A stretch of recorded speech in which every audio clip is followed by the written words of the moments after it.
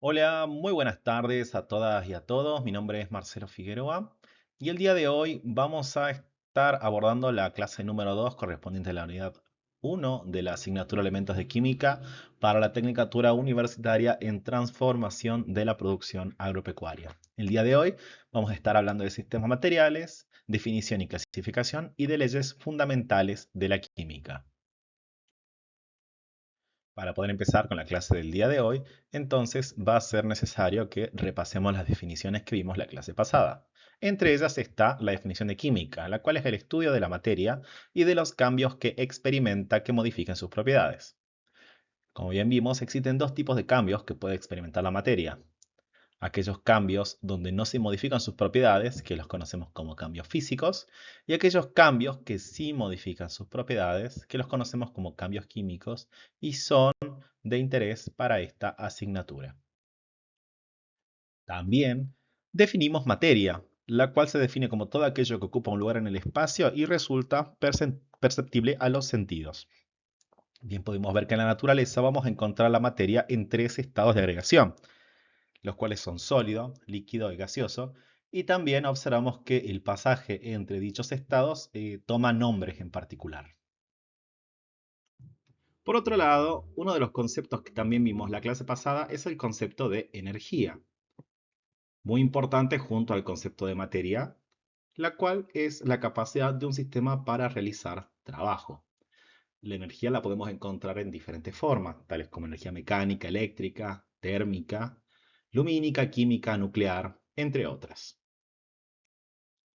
En ese sentido, y en función de las definiciones que hemos visto, vamos a empezar a hablar del tema del día de hoy, que son los sistemas materiales. A los sistemas materiales los vamos a definir como una porción del universo delimitada para su estudio. Cuando hablamos de una porción delimitada, los límites pueden ser físicos o pueden ser imaginarios, por decirlo de alguna forma. Y aquí les traigo algunos ejemplos como para que abstraigamos este concepto. Por ejemplo, una taza de café puede ser nuestro sistema material, que lo vamos a analizar. Puede ser una porción de la atmósfera, puede ser una copa de vino, puede ser una ensalada. Como pueden observar, algunos límites están definidos de forma imaginaria y otros tienen límites en concreto. Pero a todos los vamos a denominar sistemas materiales porque son los que vamos a estudiar y vamos a clasificar. Lo podemos clasificar de dos formas: en función de su composición y en función de su interacción con el entorno. Vamos a ir viendo de qué se trata esto. En función de su composición, tenemos que tener en cuenta un par de cosas. Primero, se pueden clasificar como sustancias puras, ¿bien? Es decir, que están formados por un solo tipo de sustancia con propiedades definidas, ¿bien? Las sustancias puras pueden ser de dos tipos. Pueden ser elementos, que son sustancias formadas por un solo tipo de átomo, por ejemplo, oxígeno, oro, hidrógeno, helio, todos los elementos de la tabla periódica.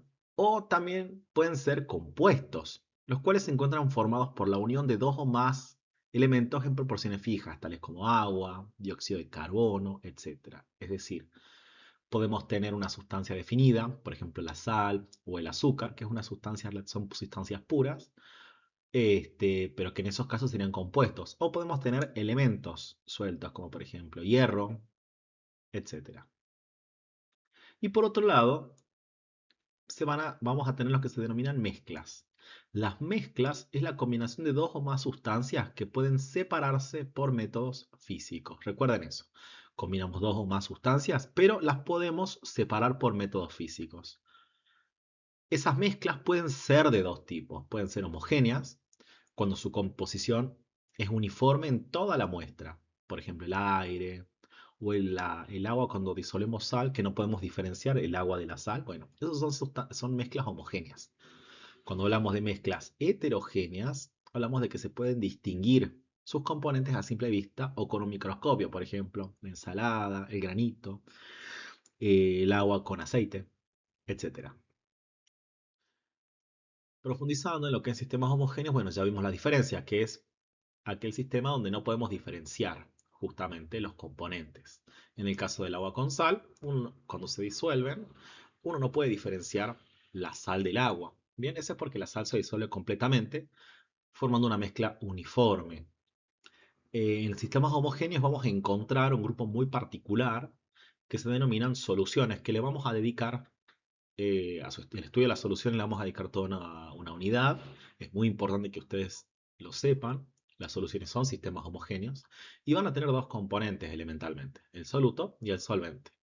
En nuestra mezcla, ejemplo, el agua va a actuar como solvente o disolvente, dependiendo de la bibliografía, y la sal va a ser el soluto, que es lo que se encuentra disuelto en el solvente.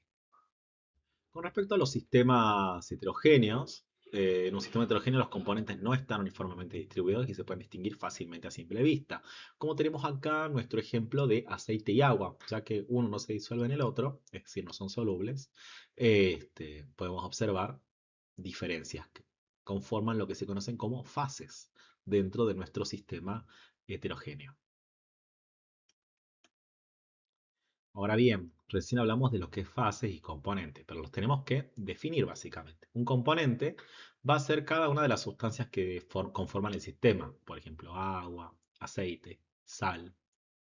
Y lo que es fase es una porción del sistema donde los componentes están uniformemente distribuidos, pero distintas a otras porciones del sistema.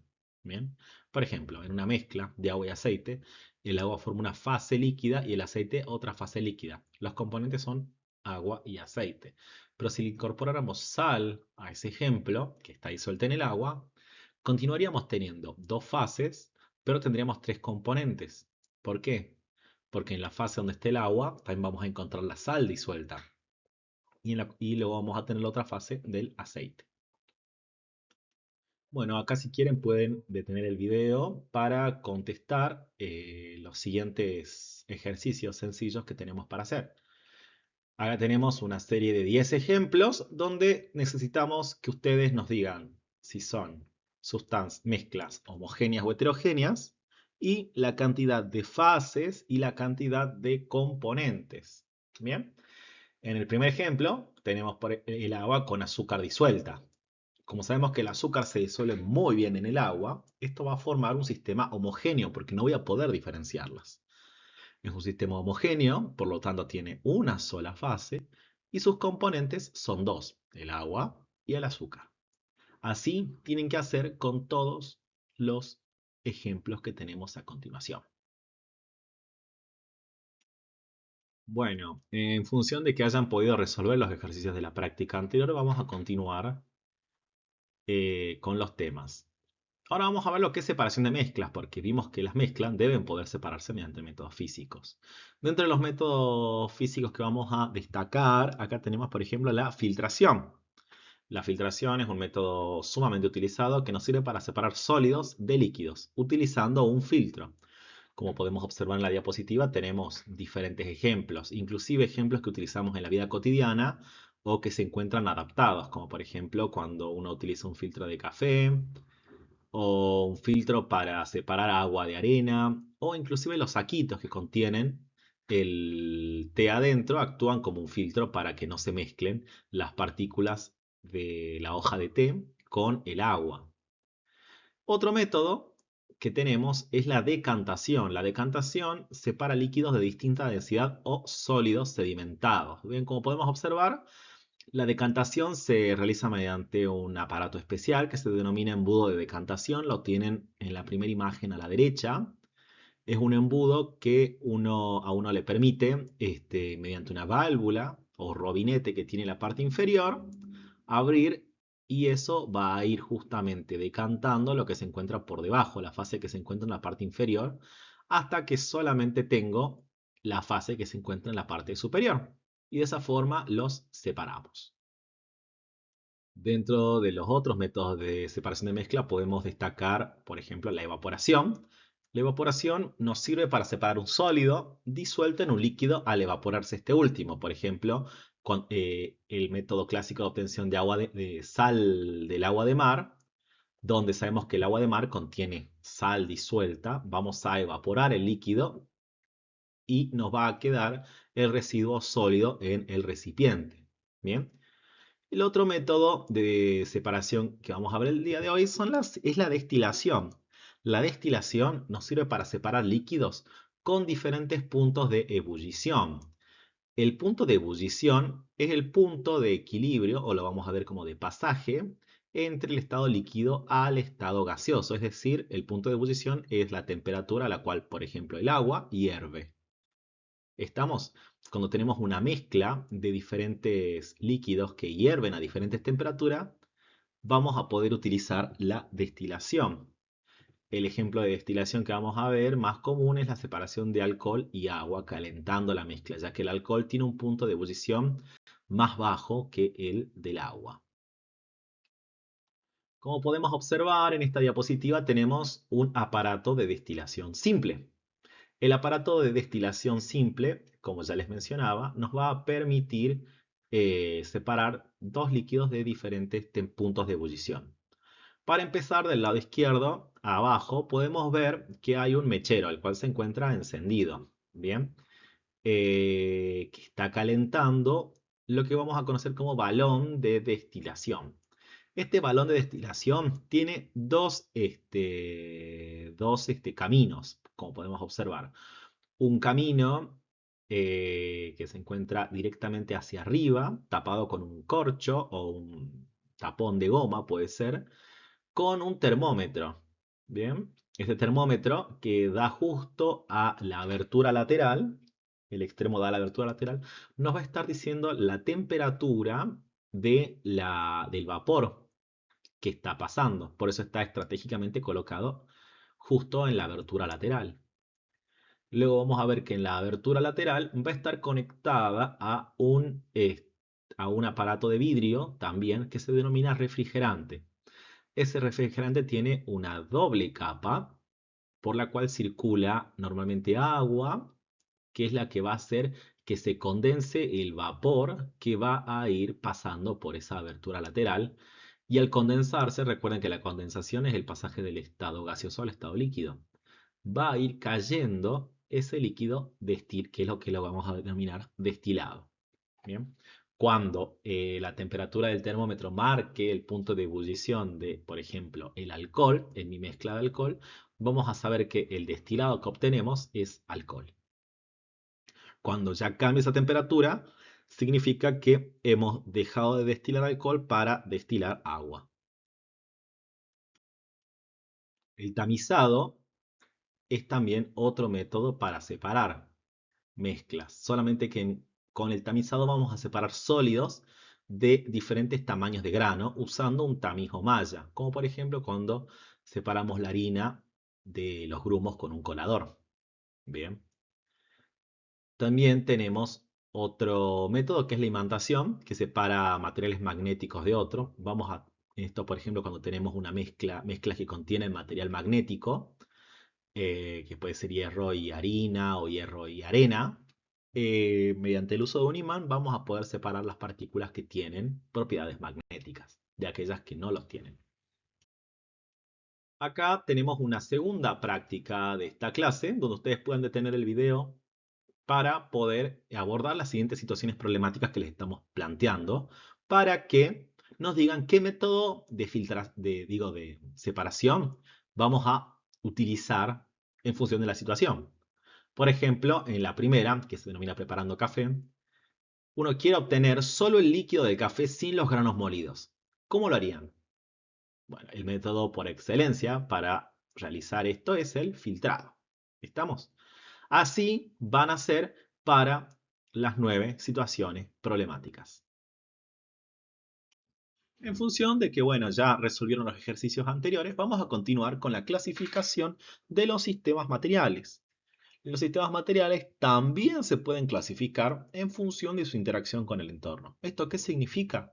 Y bueno, están definidos por el flujo, o sea, si entra o sale materia y también si entra o sale energía. En función de eso, vamos a clasificar los sistemas materiales de tres formas. Como acá podemos observar, vamos a definir un sistema material abierto en aquel en el cual fluye materia y fluye energía, es decir, entra y sale, puede entrar y salir materia y puede entrar y salir energía. El mejor ejemplo para esto es una olla hirviendo con agua, sin tapa. ¿Esto qué significa? A la olla, con respecto al flujo de materia, uno puede sacarle agua, eso significa que la materia sale, o puede ingresar agua a la olla porque está destapada. Eso significa que la materia puede entrar o salir, o sea que si hay flujo de materia. Y en el caso de la energía pasa lo mismo, porque la olla está siendo calentada, es decir, puede entrar energía al sistema y si yo dejo de calentarla, la energía va a salir porque está hecha de un material conductor, es decir, entra y sale también energía. Entonces, entra y sale materia, entra y sale energía, es lo que se conoce como un sistema material abierto. Al lado podemos observar que tenemos una olla a presión. La olla a presión tiene la particularidad de que una vez que está cerrada, no se puede cargar más agua ni esa agua va a salir. Es decir, no hay flujo de materia. Pero si yo la caliento, el agua que está dentro obviamente va a hervir. Es decir, la energía puede entrar.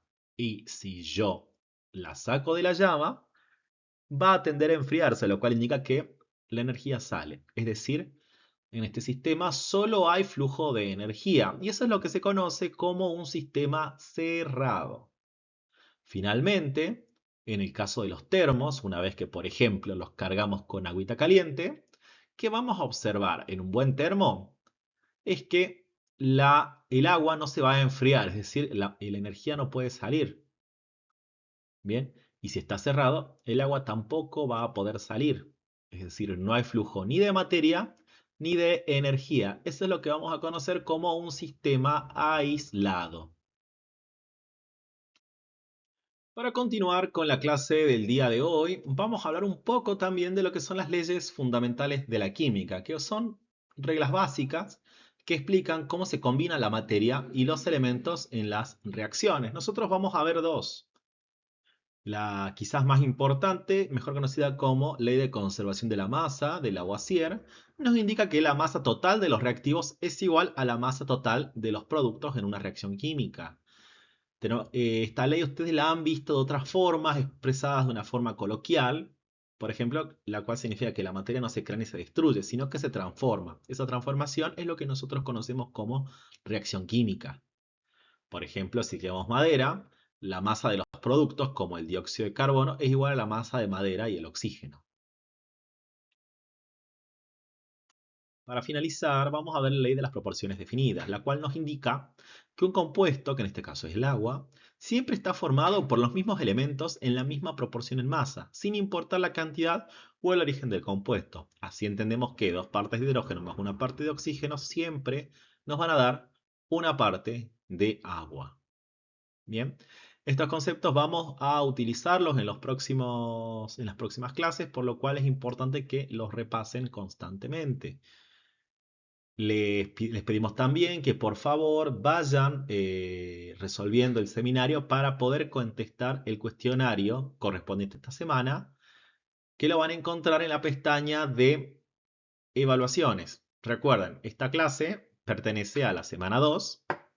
La evaluación la van a encontrar en la pestaña de evaluaciones correspondiente a la semana 2. Tienen que contestar el cuestionario cada semana con fecha límite el domingo. Recuerden eso. Los cuestionarios son obligatorios para que ustedes puedan justamente regularizar o promocionar la asignatura. Al finalizar la cursada, para poder acceder finalmente a la regularidad o a la promoción, ustedes de forma individual van a tener que presentar todos los trabajos prácticos, o sea, los seminarios resueltos.